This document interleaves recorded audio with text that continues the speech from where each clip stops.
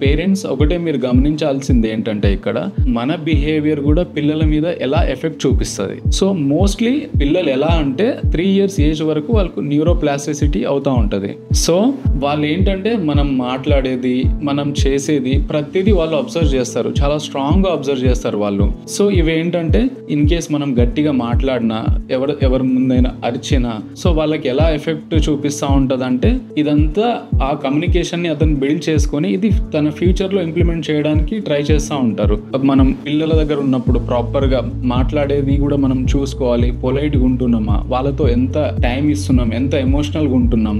So ఇవన్నీ మనం చాలా జాగ్రత్తగా ఉండాలి. మన పిల్లల్ని జాగ్రత్తగా ఉంచడమే కాదు, మనం కూడా చాలా జాగ్రత్తగా ఉండాలి వాళ్ళ పట్ల. సో ఇవన్నీ మనం కన్సిడర్లో తీసుకొని పిల్లల ముందు చాలా స్మూత్గా, చాలా కామ్గా బిహేవ్ చేయాల్సి ఉంటుంది, చాలా పేషెన్స్ తోటి.